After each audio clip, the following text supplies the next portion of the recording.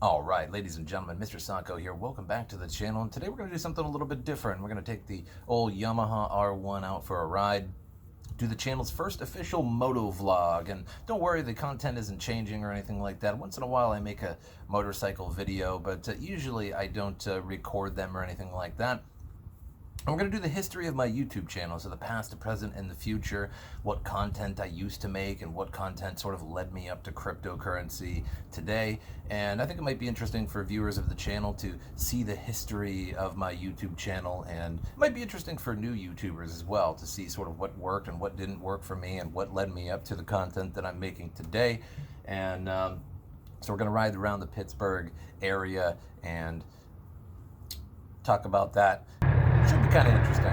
Alrighty, so we just gassed up. We're gonna head down the road. So I kind of wanted to talk about the history of my YouTube channel, and I haven't been making crypto content forever, and I think crypto content is my favorite thing to make. It's met me a lot of great people. I've done a lot of interesting things. I've done a lot of interesting things sort of off camera as well, like consulting roles and helping people out, mining, all that sort of thing. But obviously it didn't really start there. I made a YouTube channel in 2006. And YouTube only came out about a year before that. And I remember those days. I remember YouTube and Google Video as well. They were sort of a competing video platform, and there wasn't a lot of content on YouTube at the time. Like nowadays you can pretty much find anything. I mean, if you got an 87 Dodge carburetor that needs fixing, I mean, there's going to be a video for it.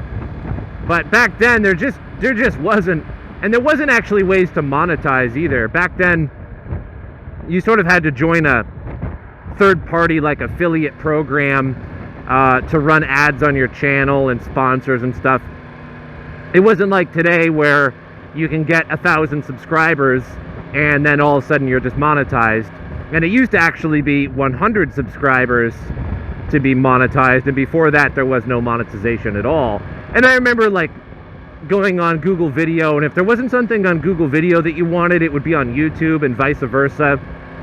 And the reason why I made a YouTube channel, I was using YouTube before that, but the reason why I actually made one was because my band was starting to do shows, and usually my sister would come along and she would record the shows on her, she had like some kind of Nikon camera or something like that, and she would record the shows, and you can actually see that video on my channel. And I think I had 2 other videos prior to that, but they ended up getting deleted. So that the first video on my channel is my band playing in Ohio, and I basically made the channel just to put on my band content, or at least those videos, and they never got a lot of views. It really wasn't intended to. It was mostly just, you know, to like link to, I think like back then, like MySpace and crap like that, just to actually physically watch it.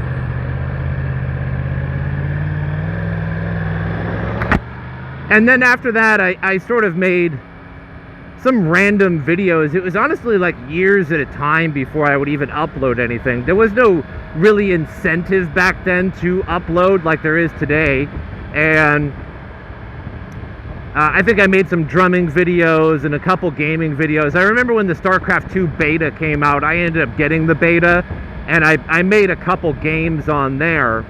And that was about it. And back in that day, I used to watch StarCraft 2 and like Warcraft 3 professional shoutcasters.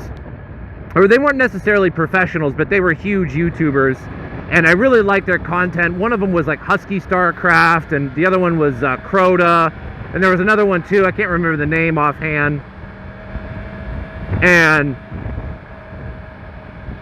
I really enjoyed watching those. And I remember like close to about the time I was going to college, I think it was around 2010, give or take, I made a few videos. One one set of the videos was called Worst Yahoo Questions, and I had 3 of those videos, and they were actually somewhat popular. And I didn't really network like I do today. It was mostly just with my social media and stuff like that. And because back in the day, Yahoo Questions was fairly popular. Today, it's sort of defunct and dead, and nobody really uses it. But back then, Google just wasn't as good as it is today. Like, Google just gets better over time. And so there was Yahoo Questions. I think it still exists, but I don't really think half the people that still use it. And people would ask questions, and some of them were really, really stupid questions.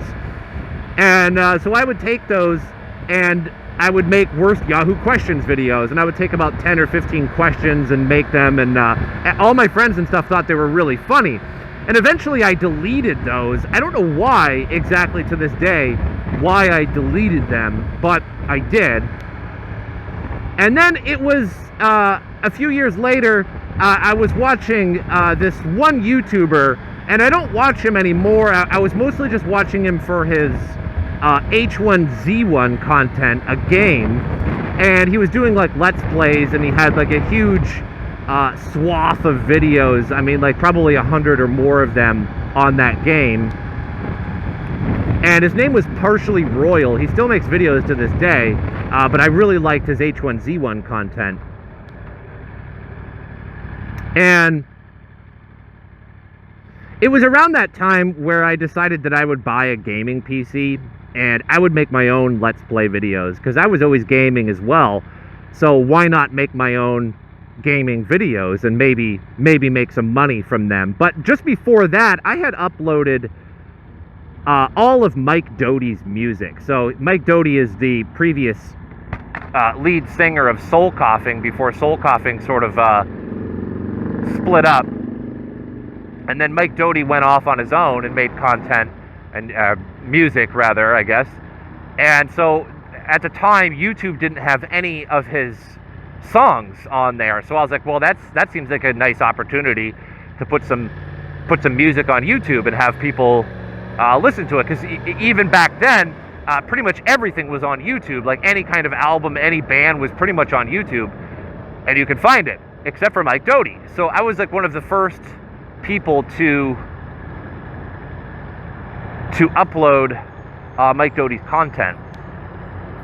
And when I did that, my channel got a lot of views, although they weren't my views. I mean, they were just Mike Doty's content views. But eventually, I think a year later or something like that, I ended up with 100 subscribers, and I got this message on Google that said, hey, look, your channel has 100 subscribers, you can enable monetization. And that got me a great idea. I was like, well, I mean, that's pretty cool. I might as well make some videos. I have this gaming PC, I might as well make some videos. And so I started making my own H1Z1 videos and various gaming videos. And those videos initially didn't do so good. Those walkthroughs never really did particularly amazing. And then eventually I started playing a game called Company of Heroes 2. And I noticed that people were shoutcasting Company of Heroes 2 games, which is essentially just, like almost like a football game, like a shoutcaster. So I remembered when I saw those that I enjoyed StarCraft 2, Warcraft 3 shoutcasts a lot. And I was like, look, I play this game, I got like 1,000 hours into it or something, like I can do that too. So I started making shoutcast videos, and that's, I think, where my channel started to really grow. And I was also doing live streaming from time to time, but usually back then it was only on Twitch, because it was very hard to dual stream to multiple platforms back then. And I was making, basically like every day, I would make a Company Heroes 2, a Warcraft 3, a Wargame Red Dragon, and a StarCraft 2 shoutcast video. And I started looking, that's when I really started looking for ways to network my channel and get more views. So I started posting my shoutcasts on various forums and Reddits and stuff like that, and that's sort of what led me to the ability to network videos today. And that's what I attribute to most of the views that I have, is is essentially networking, like putting your videos in places where people will see them. And so I ended up coming across this website called companyofheroes2.org, and I started placing my videos on there, and eventually they made me a staff caster. So they gave me like a blue badge on the forums and my own like little forum and stuff like that I had on there. And so I could essentially post my own content on there and be known as a caster on that website. And I also got to participate in casting cash tournaments and things like that.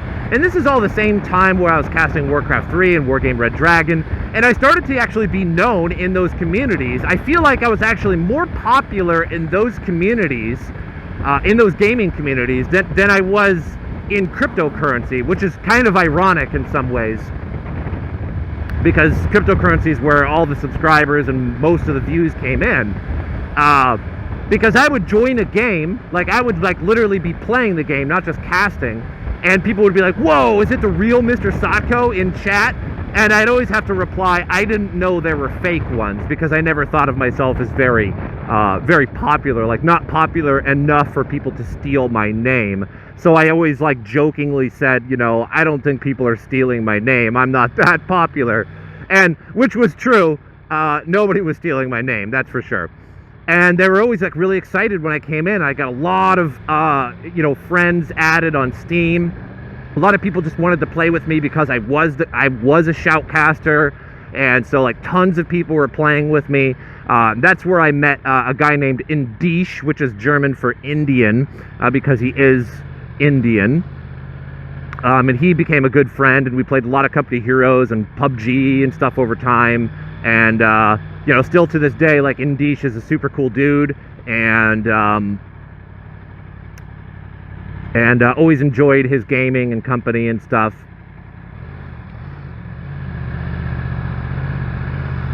And so I was doing that for quite a while. I was doing cash tournaments. I was making videos, sometimes like 4 of them a day. I was really pounding them out. But to be quite frank, gaming videos just simply do not make you a lot of money. And it's not really about the money, but just, for... I guess transparency's sake, I mean, I was not making much money. I would be happy, like, when I looked at the analytics and it would be a couple dollars for a day. And then the other days would be sometimes less than $1 or $1 or something like that. Even though the views on them were, actually kind of reasonable. And I made a lot of gaming videos like Steam demo games and stuff like that. Some of them blew up later. Like, if you make a demo video like of a game that's not quite out yet, it just has a demo, and then when it later comes out, you'll be first on YouTube, and you'll actually get a reasonable amount of views, because people will see it on Steam, they'll want to know what it looks like before they buy it, and then they'll buy it, or they'll look at a video first, and then see your video. So that was actually pretty nice. So those were some of my most popular gaming videos, was the demos, because people wanted to know what they were buying before they would buy it. This is such a jaggedy road. Some bikers down here probably. But it was around that time when I really started to look for different things. I was kind of looking for things to do in my spare time while I was like maybe watching my son that day or something like that. Kind of bored. I was looking for like things I could do for money, for extra money, just sitting around the house. Like if I'm not doing anything, I'm kind of bored. I kind of have to keep busy. If I'm just watching my son, we're playing or something like that, or he takes a nap, I kind of want something to do that'll make me a couple dollars or something. And there's nobody down here, but I'm just kind of like randomly riding around while talking. And so that's kind of where crypto came along for me, is that I knew about crypto before that. In fact, I knew about crypto since like 2012 or 2013 when there was a big crash, from $1,000 to $100. I remember seeing that. I remember knowing about Bitcoin around that time. And so yeah, so that's about the time I got into crypto, like really as making videos and stuff like that.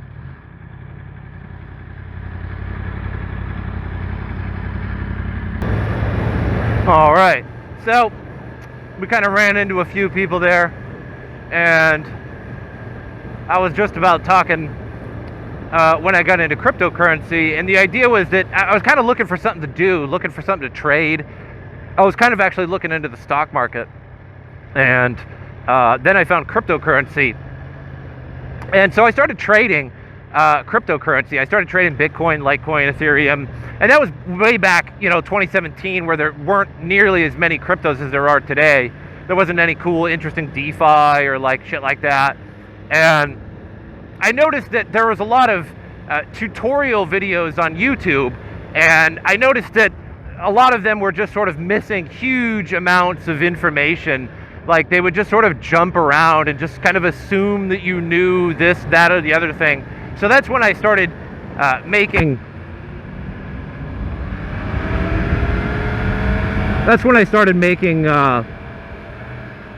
ooh, ouch, hit my balls. That's when I started making tutorial videos, and I kind of vowed to make them a little bit more, just a little bit better than like the other ones. And it turned out that that was kind of true. Like, I mean, the views that I got on those initial tutorial videos were generally higher than what other people had got on their videos. So I tried to make it as simple as possible, and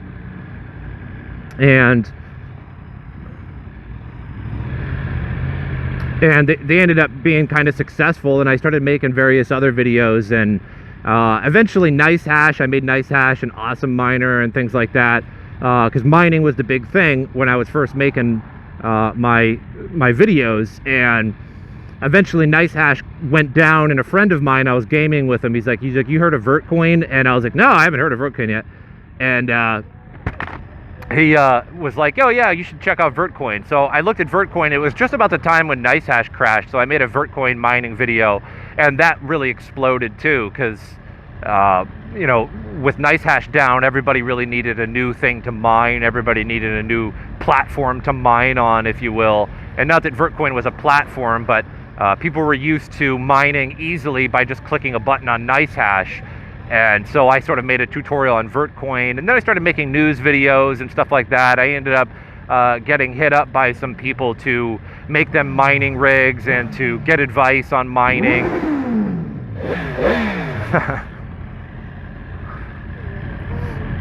Then, so I ran into a few people down here.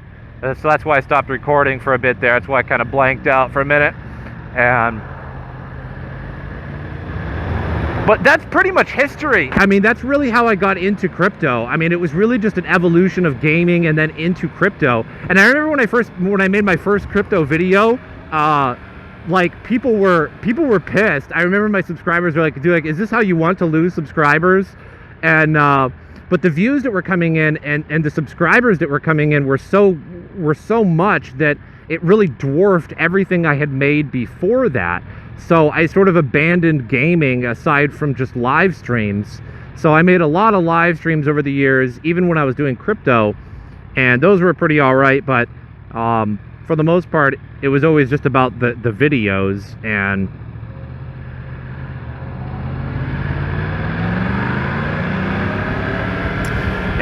those always did a lot better. And the tutorial videos always did the best, And I've moved around, and I've always kept trying to make videos, even though, the views sort of went down after 2018. Like 2018, everybody started to like lose interest because the price just kept going down and down and down. And I vowed that I would keep making videos, until one day when like the price like started going back up, and I thought like, more people would subscribe and more video, or more views would be coming in, stuff like that. And I don't know, that's kind of not really the case. The price is going up and the views kind of stay the same, but that's okay. I really like all the people. I've met a lot of great people. I've met a lot of good friends that I would never have normally made without cryptocurrency. I know a lot of new people, made a lot of good gaming friends with it too. One of them was that guy Platypus that I used to game with and make podcasts with, and he got a hold of me just to talk about cryptocurrency one day, and then I was like, hey, Lowell, do you play this game? And he's like, yeah, sure. And then we became great friends and met a lot of good people with cryptocurrency that normally, just if I kept gaming, I just would not have known these people. I got to do a lot of interesting things, events, talking with people that I would normally have never associated with, billionaire, you know, making mining rigs, consulting, lots of donations for various consulting jobs and stuff like that. So, I mean, that's really the history of the channel in a nutshell. I mean, as fast as I could make it, really. Started off with just a channel just to really put my my band's music videos on.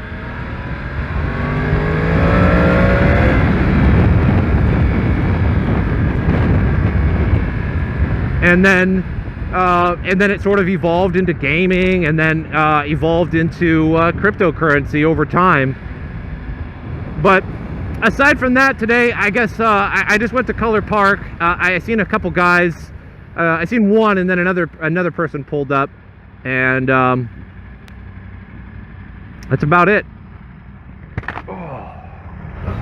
So we're heading to Chateau. I guess they boarded it up, or they blocked it off because there were so many of us going there every day, doing wheelies and stuff like that, that it sort of pissed off the neighborhood around it. And which I'm not surprised, because they were out till like 4:30 in the morning many nights. Not me, but you know, all these bikers in the city of Pittsburgh were just out there till like 4 in the morning. And there's a lot of houses right next to there, so a lot of them called the cops and stuff like that. There's a lot of complaints, which, you know, I'm not really about that life. I don't really want, you know, to make complaints like that. But, you know, all the people going there in the wee hours of the morning, just, they sort of ruined it, I guess you could say. So I'm going to go check out the newly concrete blocked up Chateau. Apparently the police came and blocked it up and trying to keep us out of there. So we're going to have to find a new hangout spot in the city of Pittsburgh, because Color Park gets raided all the time.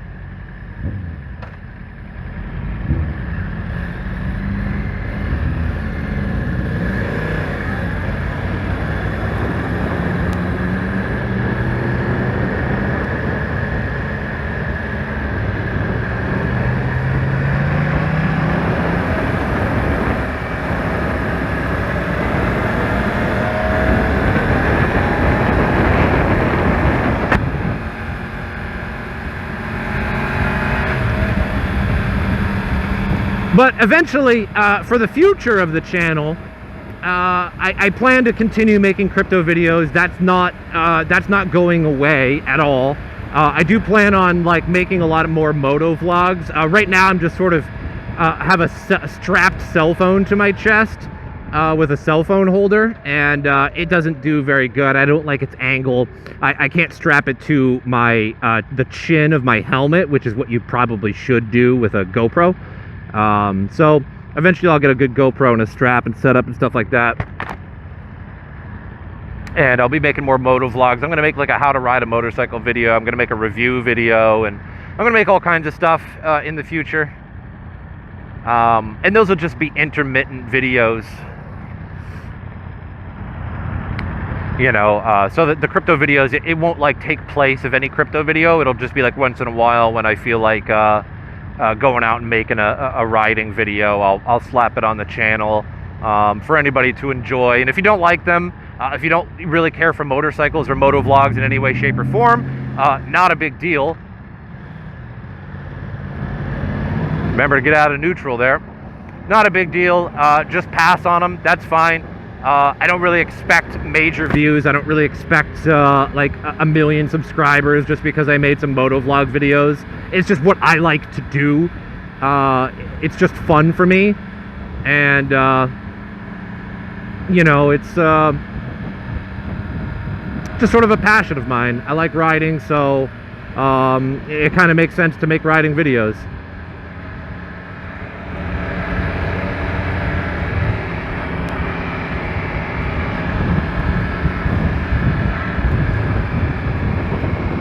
Mom's Meals truck.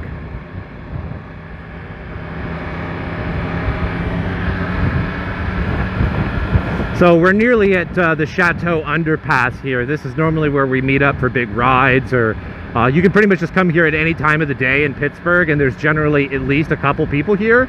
It's kind of unusual when there isn't anybody here. However, there's probably not anybody here now because apparently it was all concrete blocked up by the police the other day. And I heard that they were installing a fence, but this guy said otherwise. And so normally dirt bikes can get up here on the left, but my bike is just, you know, it's just not going to happen. Like, the wheel isn't big enough, the shocks aren't good enough. Oh, they blocked it off good. They sure did.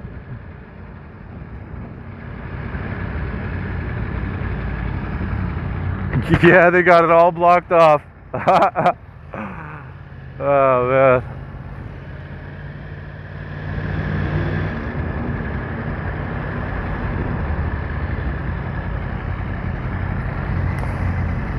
Is there no place to get in now unless you go over the hill? Oh, shit. Yeah, they got us good.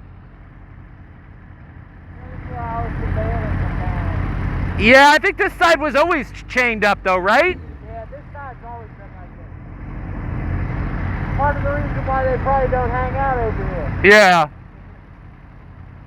Oh, well. I don't know, take us somewhere else. Where are you guys riding to? I have no idea. No idea. How far is Popeyes from here? What's that? How far is Popeyes from here? Popeyes? I don't know, man. I don't know where Popeyes is. I know it's in Pittsburgh. Oh, I know there's a Popeyes, yeah. But I don't know where one is, like, offhand. Yeah. I don't know, I'll follow you wherever. I don't know Pittsburgh. Dude, me either, man. Well, I do a little bit, but we need a destination, you know. I'll just pull over here.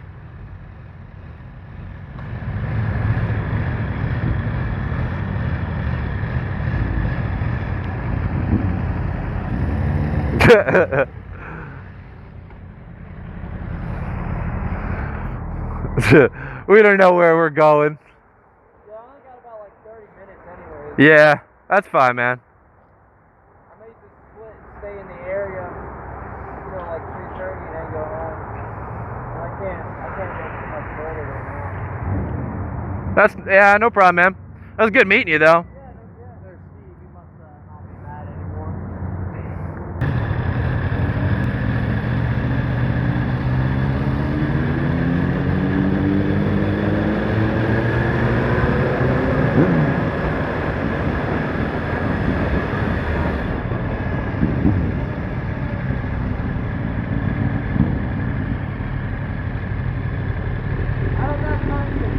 What's that? No turn signal. Oh, okay, that's fine, man. I didn't think of it. I'll do hand signals then. I can follow you, no problem. Not my first rodeo. Don't want to die today.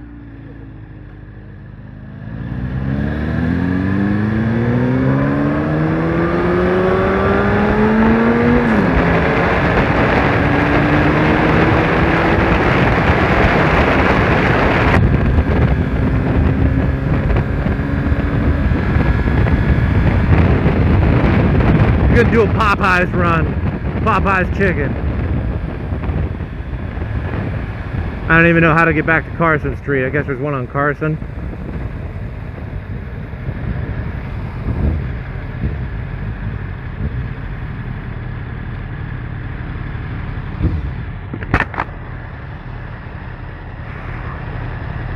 My friend's supposed to be coming up sometime. Yeah, you got GPS to Carson? Yeah. Yeah.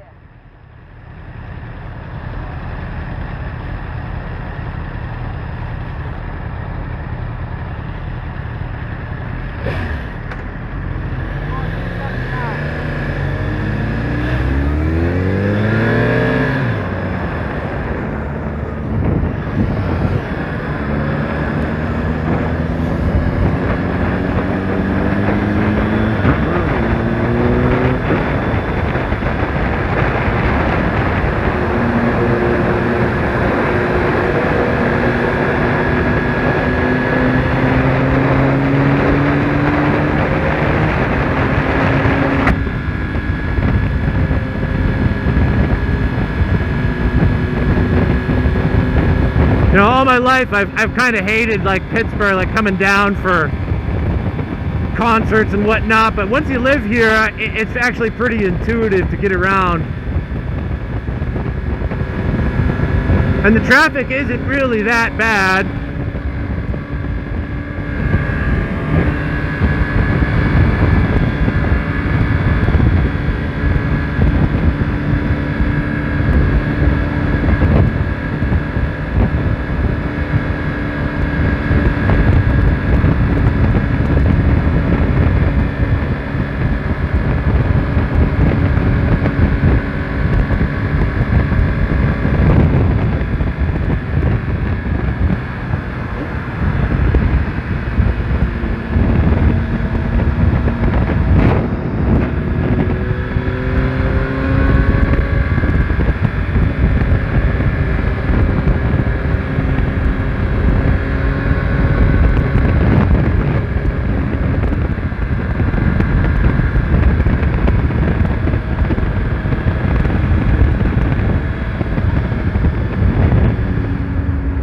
Trying to get in front of me, ain't having it.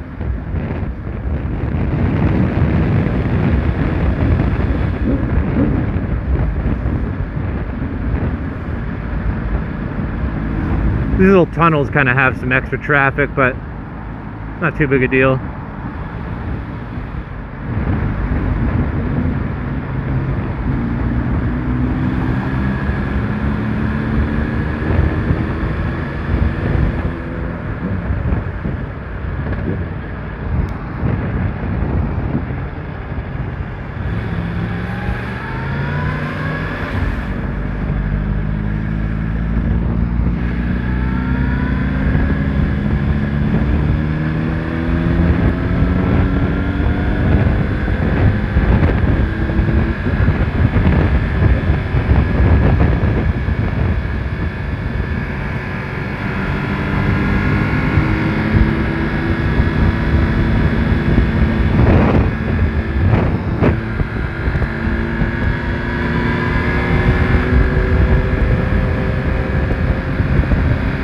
I'm glad this guy's got GPS, because as long as I've been living in Pittsburgh, it still is a little hard to navigate.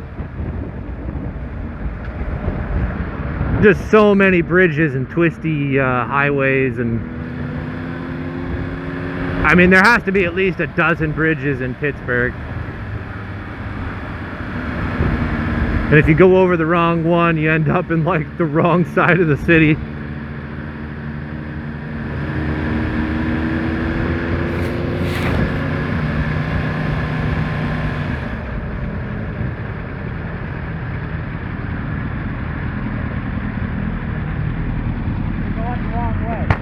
You went the wrong way? I don't know. I don't know if I'm in the right place or not. Oh well, we're about to find out. I mean, I barely know where I'm going in Pittsburgh, even though I've lived here for a year and a half, man. Everybody knows Pittsburgh is a pain in the ass to drive in. I know how to get to the bus station. That's it. I know how to get to places from where I live. You know what I mean? And then when I'm in the middle of the city, I'm like, I don't know where I'm at now. I know how to get to the bus station and Chateau. Yeah. Yeah, I got Color Park and Chateau and how to get out of the city, but yeah. Like, I used to live up in Albion, and we would come down here for concerts and shit when there was a band, and you'd have to print out the old MapQuest, like, page, Oh, yeah. like, print it out, and then you'd have no idea where you're at, because it's just like, turn left on some street after a mile. Like, where the fuck is that? My parents used to do that shit going to Florida. Yeah.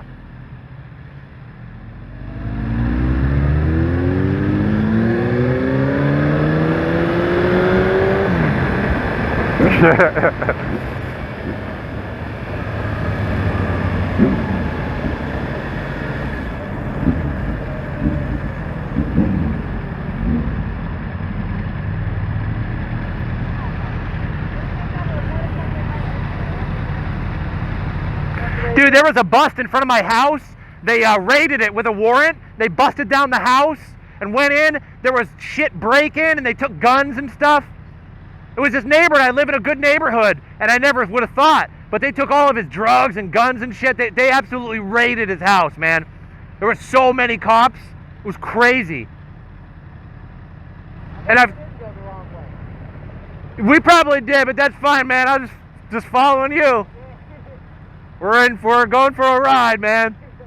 That's what it takes to get to Popeyes, you know? That's why I liked Arizona, man. Everything is a grid. It's all flat, and it's 1 mile grids.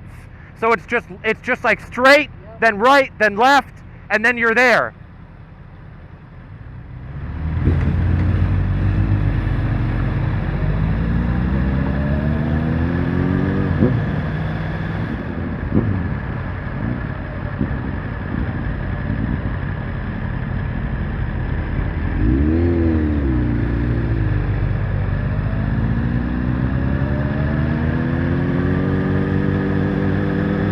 On a magical journey through Pittsburgh.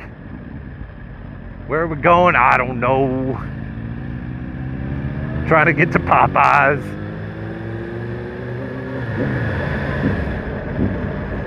Love extorting Popeyes employees.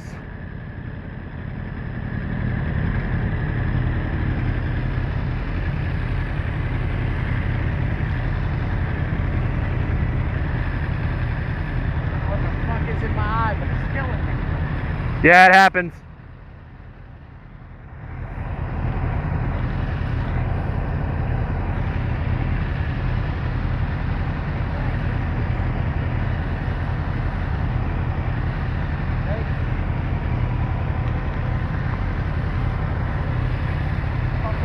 Every road here has got a road of buckets. We might end up underneath Popeye. Who knows? Who knows?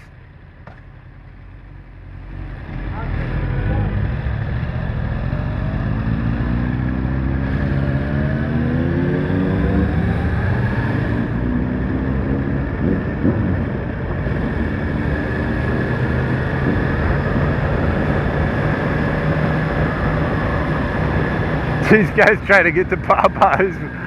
We're so lost.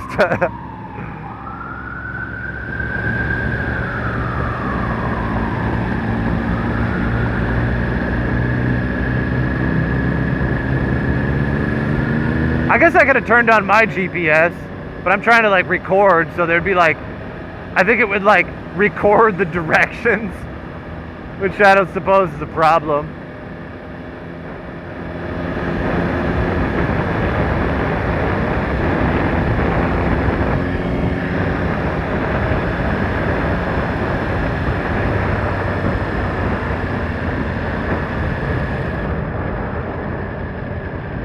God, there's so many police out today.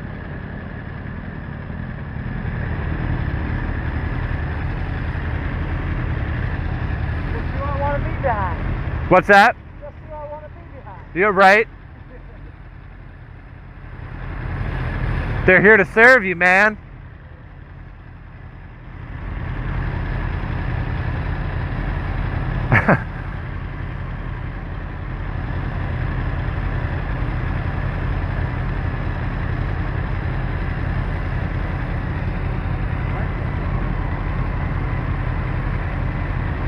Yeah, Carson Street's going to be over there on the south side, yeah. What is this? North side? What's that? What's this area? I don't know. The city? Downtown? Oh, yeah. Downtown, I guess. Yeah, that makes sense.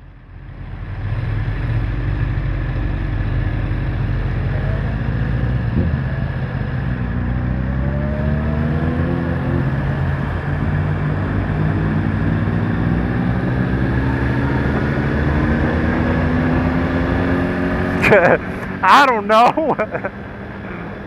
I don't know nothing.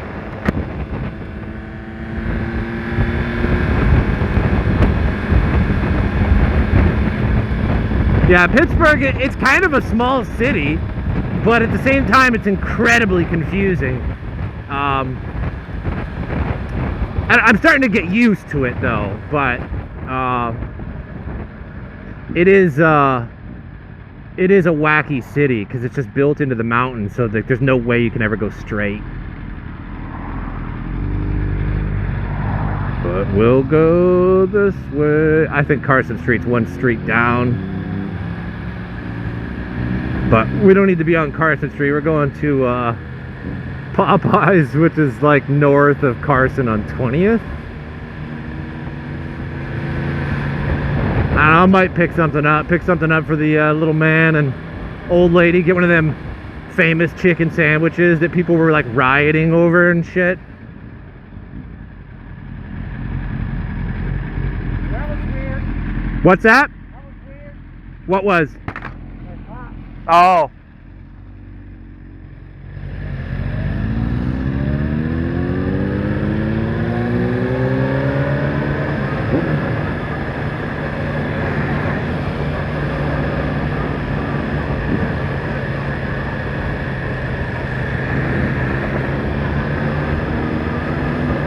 Speed bumps.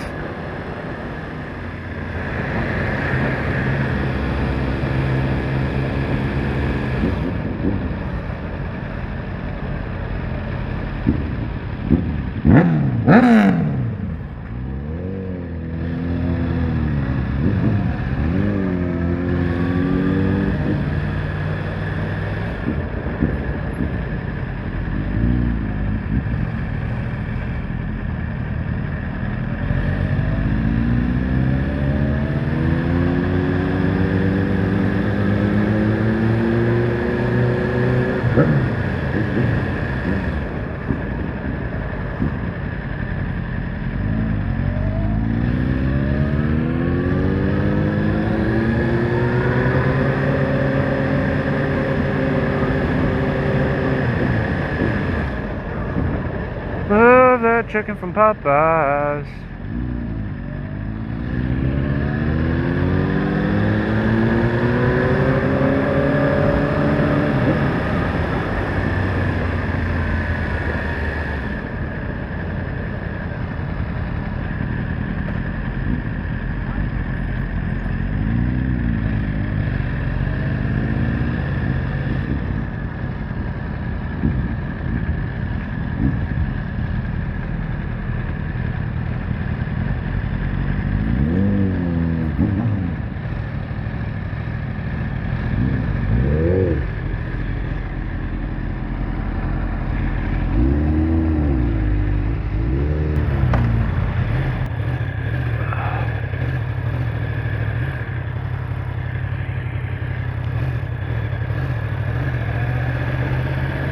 All right, so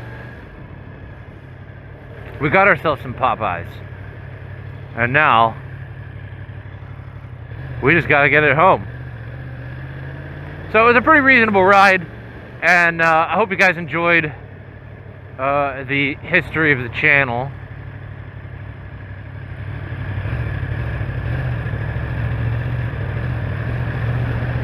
And there will be plenty more moto vlogs in the future.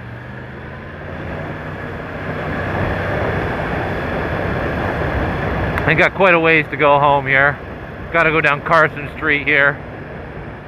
It's pretty much red light after red light, unfortunately. But Chateau has been blocked off.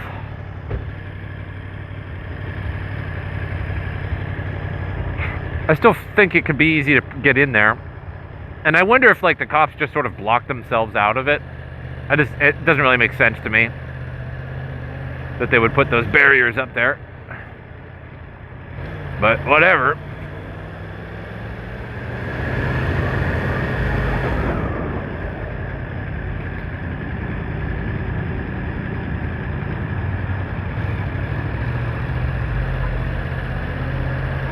So what I'm thinking about doing is I need a GoPro and strap and stuff like that for my helmet to go on my chin, because right now I have like a chest strap, and it's just not a very good view.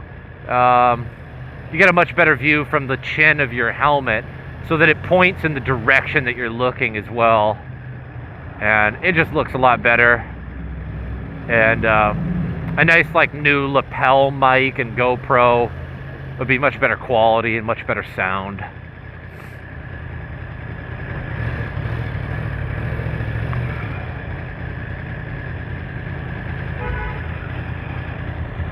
and there'll be future ride outs with it, because for a while I was live streaming my videos, or my ride outs rather. And the problem with that is that as soon as we get out of town in any shape or form, going up hills and down hills and through neighborhoods, the stream will cut out, and so it's completely unreliable how long the stream will actually last. So it was a good experiment, but unless I'm in downtown in some fashion, it's just not going to work. Ironically, it actually worked all the way up the highway, about 20 miles or so, but you know, in these off neighborhoods in Pittsburgh, not this street, this is right in the south side, but once you get out, you know, on the ride outs, we go all over the city, and eventually the stream just cuts out. So that's kind of disappointing, because I thought it was pretty interesting to do like live streams while riding around, but it's really just not going to happen. Maybe when the full death 5G rays come out all over the city, you know, it'll work then. But right now, with just like a 5G LTE kind of network, it's just not going to work. So we got to make it to 12th Street here, and then we're going to go up out of here. But it was an interesting ride. I went down to Color Park initially, and there was some guy there doing U-turns, like practicing on his bike. And I figured, like, once I stopped, he would come up to me. So I just kind of shut off the video feed for a little while and talked to him. And then another guy showed up with his girlfriend on the back of his bike, and we ended up bullshitting for a little bit. And then we went over to Chateau because I wanted to see how they bricked it up, and they did a pretty good job of bricking it up for sure. But I think you can just go down a little bit and then go up the road. I don't think it's too big of a problem to still get in there. But I think the whole Bike Life group is probably going to start avoiding that area now. I'm not really sure, but there's always new places to meet up, and but it's really no surprise that they shut that place down, because there's a lot of houses right next to that place, and it's a really ideal place for bikes and doing you know, like wheelies and meetups and shit like that, because it's this big open garage under a highway, like big open parking lot under a highway, and so it's really nice. But unfortunately, there's too many houses nearby. And a lot of the times I've asked people, you know, on like Facebook Messenger and stuff, you know, that are part of the group, I was you know, how long were you out there last night? And I've gotten responses of like, oh, we were out till 4:30 in the morning. And well, you just know that you're going to piss somebody off. I mean, being out there at 4:30 in the morning, of course, like, you're going to piss everybody off, because like people are out there, because also people bring muscle cars there too. And like, I'm not a part of the muscle car group. Like, I'm not much of a car guy, really. And, you know, they're always doing big burnouts and shit like that in their cars and revving them up. And, you know, same with the bikes, really. And then it's just pissing everybody off in the neighborhood. And then they're calling the cops. And, like, the cops have to eventually deal with it. They get too many complaints. And then they eventually have to do something about it. Because for the most part, the police really don't do too much, like especially out on the big ride outs. They really can't stop it. I mean, there's 100 of us, 300 of us plus, and there's not much they can do. They try. The last ride out, the Halloween ride out, I was live streaming it for a while, and then the stream just eventually cut out, and then I couldn't keep it going again. Like, I kept trying to hit go live again, and it would go live for a minute or two and then cut back out. Eventually I just gave up. But during that ride, there was a lot of police. There was a few people that got picked off. They tried to box us in a couple times, and they're not really concerned about bikes like mine that are legal, that have a license plate, that have registration and whatnot. They basically, if you have a license plate, they don't even want to check it. I was at Chateau about 2 days ago, maybe 3 days ago, and there was a group of like a dozen of us standing around, and the cops came along and they started walking around us, and they were looking at license plates. So they didn't even care to like verify if you had insurance or a license or anything like that. They were just looking at the license plates. They found one guy that didn't, and they pointed at it, and eventually that guy took off. And so they're really just trying to get the quads and the dirt bikes and shit like that. That's who they go after. So if you have a legal bike, or even a license plate for that matter, they pretty much will just ignore you and go after the dirt bikers, which I'm not trying to hide and want them to get busted, but it's just the way it is. I mean, obviously the cops are going to do something about people that are riding around on the streets on you know, non-street legal vehicles. So it's kind of a different story when you're on a quad or a dirt bike and you're on a street legal vehicle. And they pulled up. There was like 2 cruisers. They pulled up and they were walking around us, and they didn't say a word. They didn't want anybody's license. They didn't say anything, and they just pointed at one of this one guy's stunt bike that didn't have any kind of lights on it or a license plate, anything like that. And then they just sort of walked back to their cars, and that guy got on his bike, took off, and then eventually a dirt bike took off, and they didn't even chase him. So they don't even, I think they have a no chase policy. And because, especially if like, they don't want, you know, to be chasing around people, you know, and cause an accident. And then especially when we're on the big ride outs, everybody's kind of immune. It's almost like a school of fish defense, where there's so many of us that they can't catch any one.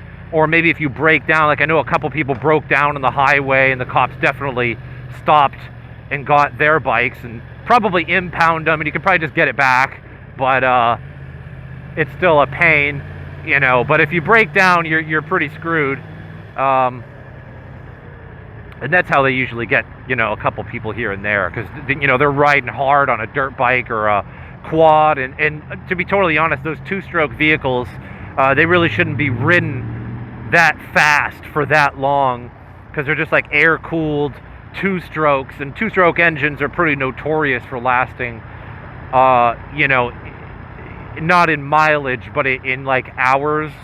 They just sort of break down eventually. You got to do a lot of maintenance on 2-stroke vehicles, and they end up like, we're going down the highway like 50 or 60 for a while, and then a dirt, you know, a quad or something like that engine starts smoldering, and they have to pull over, and then eventually a cop will grab them.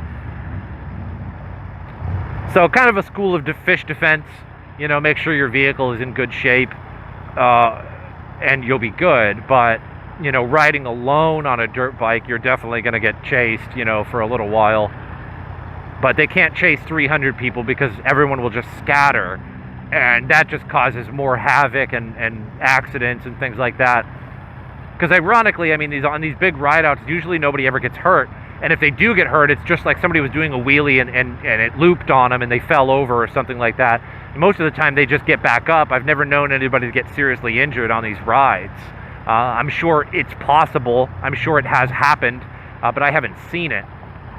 And nobody's even hitting cars or anything like that either. So there is no like, you know, financial loss in these rides for the most part.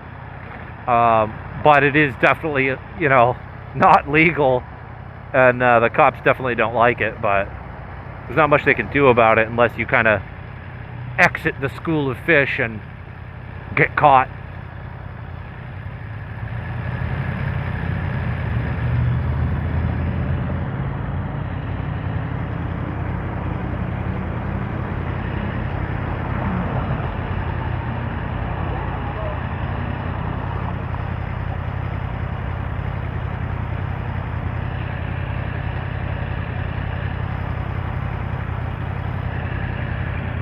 I don't know what's going on in the tunnel next to me. There's a car with its lights blaring. Some kind of emergency vehicle with just red lights. There may be fire or something. But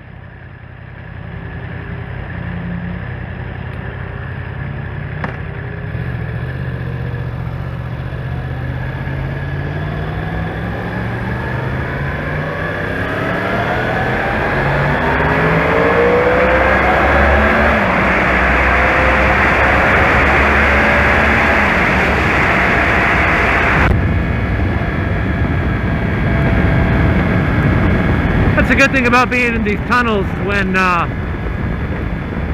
you're up front. You can kind of gun it a little bit. As long as there's no cops around or anything like that, it's just people kind of haul through these tunnels right until you get to the traffic and then kind of slow down. But nice little acceleration.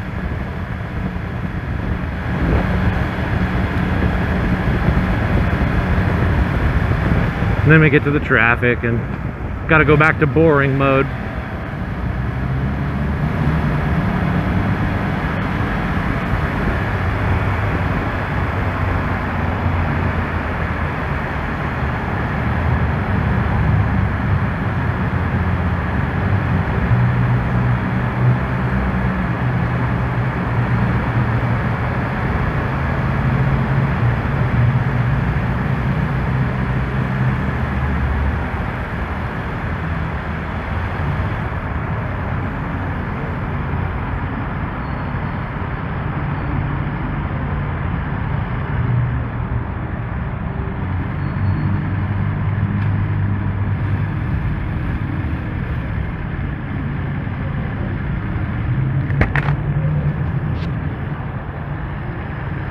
A lot of tunnels in Pittsburgh too.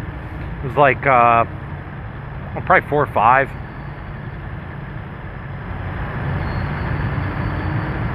When we're in Liberty, there's Squirrel Hill Tunnel.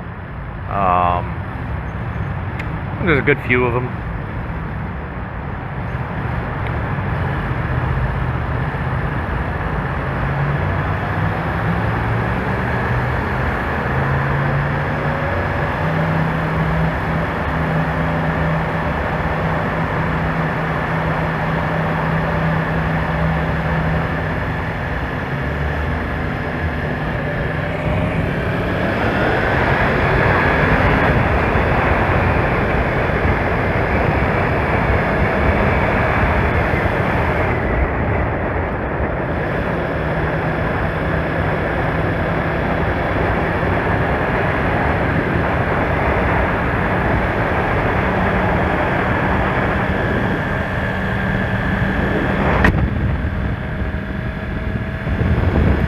Just accelerated past a cop pretty fast.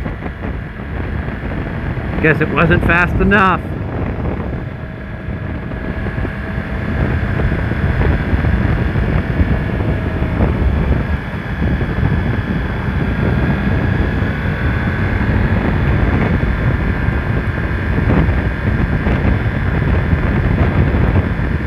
I think if I was on the highway, you know, going pretty fast, and I seen a cop pull out of a median, I assume he probably did not get my license plate, you know, in that situation until he gets up close to me. And for sure, this bike could absolutely burn a police cruiser. I mean, this thing can go 185, 186, and I think on average the police cruisers, depending on, especially the SUV ones, depending on the engine that's in them, I know like the big engines in those, it depends on what which ones they have, can go like 155, which you would think, okay, that's not much slower than, you know, this bike, right? It's only 30 miles an hour, but the idea is that I can get to 185 in just a few seconds from being, you know, going, you know, 90 miles an hour, 100, you know, where a cop would want to actually start pulling out from the center of the highway to, you know, actually chase you. I could be at 180 and honestly probably just a few seconds from that speed. Now, not from a stop, but from, you know, already going in 5th gear at 90 or something like that, which is actually kind of a low, too high of a gear to be going at that speed if you want to race. But, you know, if I was just casually driving, I could easily get, I think I could burn them. I don't think they would be able to catch up to me. But in the city like this, you know, there's really not anywhere to go unless I wanted to drive super reckless through traffic to get away. But if they were too close to me at any period, they've got the license, and then you're just pretty much screwed at that point. So you pretty much have to stop, because once they got your license. But again, in a highway situation, especially at night or something, it would be really difficult for them to get your license, and you could probably outrace them. But I think there's always that, like, there's always that option that you could do to run from getting a ticket. But is it worth it? Because if you do get caught, if you do wreck, you know, not only are you, you know, looking at the hospital because you wrecked, or even if you just get, you know, just capitulate and pull over eventually, or they trap you or something. I mean, then that's like felony evasion at that point. This sun is absolutely brutal. But I hope you guys enjoyed this moto vlog. I gotta chop it all up for y'all and get rid of some of the boring bits. But this is probably where I'm gonna stop it. I hope you guys enjoyed it, and I'll see you guys on the next one, especially when I start upgrading my moto vlog quality and equipment. But as usual, I will see you guys next time.